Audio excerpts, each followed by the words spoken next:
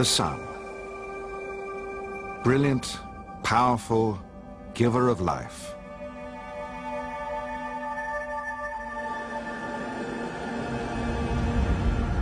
But this is the story of how the sun will one day become our enemy. If we are to survive, we'll have to leave the Earth. We'll need to seek out new homes in amazing new places.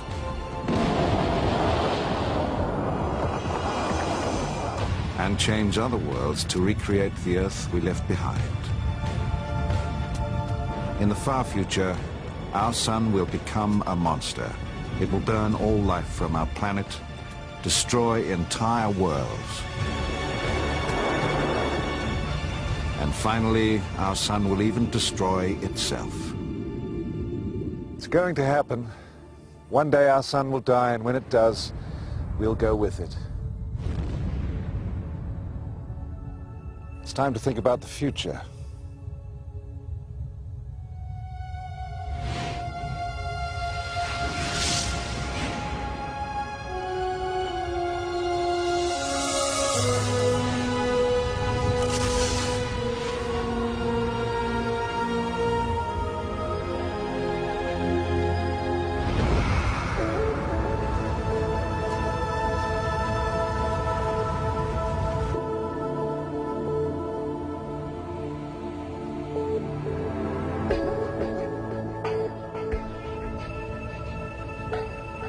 For 5 billion years, the sun has nourished the Earth.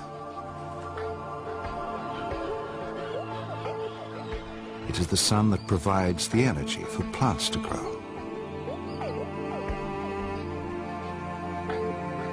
It is the sun that makes life on Earth possible. But that will change.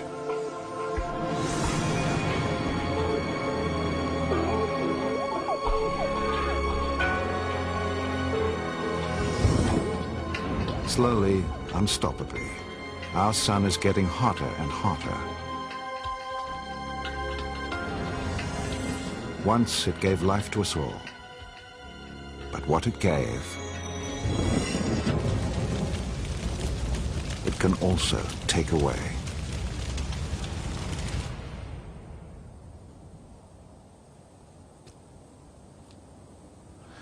If human beings are to have a long-term future, we must leave our planet behind and search for new places to live.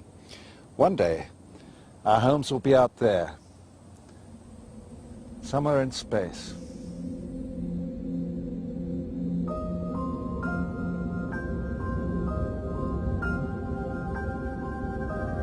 In the distant future, this could be our home. Out here in space, we'll have to seek refuge on new worlds where we could settle and live.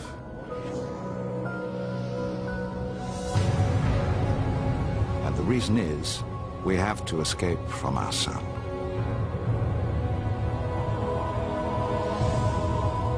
Some new worlds may be difficult to adapt to.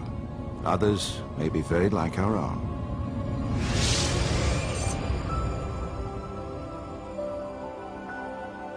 But what is it that makes our planet so special? And why is it so dependent on the sun?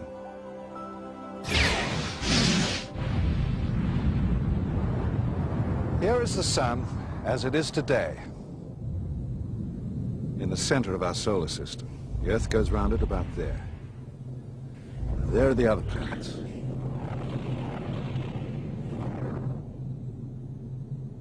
The reason why our planet is the one with life on it is that it is just the right distance from the sun. Closer in and we'd boil. Further out and we'd freeze. We live in a kind of safe zone that's perfect for life. The trouble is that zone is moving. The sun is getting hotter, and as it does, the region where life can exist shifts further and further out. Ultimately, the safe zone will leave Earth behind.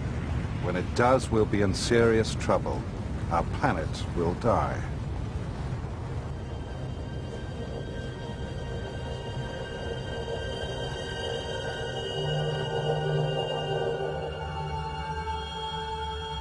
This is how it will happen.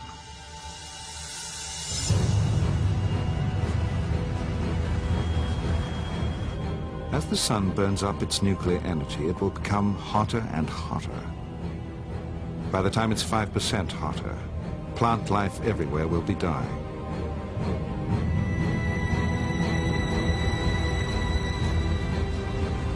"10% hotter, and animals too will begin to die. 15% hotter, rivers and oceans will evaporate, creating huge cloud banks, trapping more and more heat. In the far future, life on Earth will become impossible. And there's nothing we can do about it. What will happen to us then?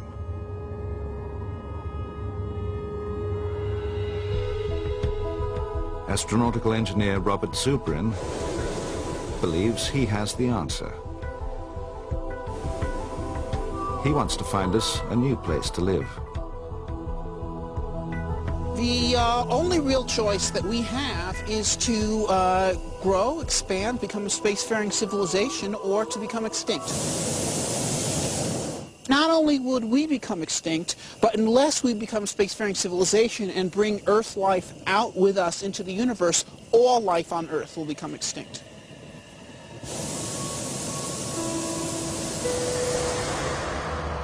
Robert Zubrin's goal is to make us a home on Mars. Today, Mars is cold and lifeless. Temperatures regularly drop to 100 below freezing, and its atmosphere is 200 times thinner than our own. A person standing unprotected on the surface of Mars would be dead in seconds.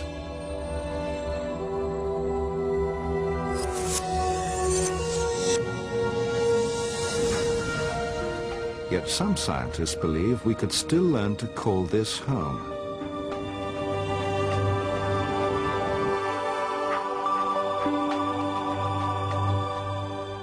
Mars is the only other planet in our solar system that has on it all the resources needed to support life. It has water. It's frozen to the surface as ice and permafrost, but it's there. It's got carbon dioxide in the atmosphere. It's got nitrogen in the atmosphere. And if humans go to Mars and develop the craft of how to use these resources, then we can make Mars a place where human beings can sustain themselves. We can make a new world for our posterity. No species can expect to last long if it stays in the same place.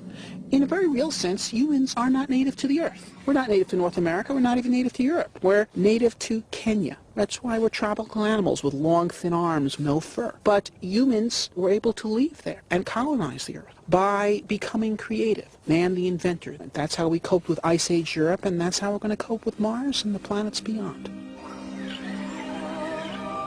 In a remote part of Canada, researchers have already been preparing for life as pioneers on Mars.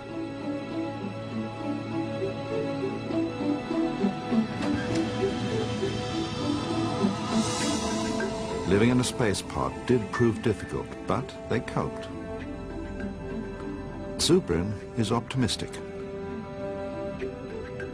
We're ready to take this on. And frankly, if we shrink from this challenge, what it would really mean is that we have become much less than the kind of people we once were. Ignition sequence start. We are much better prepared today to send humans to Mars than we were to send people to the moon in 1961 when John F. Kennedy started the Apollo program. I believe that this nation should commit itself to achieving the goal of landing a man on the moon and returning him safely to the Earth. And we were there 8 years later. The Eagle has landed. There is nothing in this that is beyond our technology. It's just a question of showing a little bit of moxie.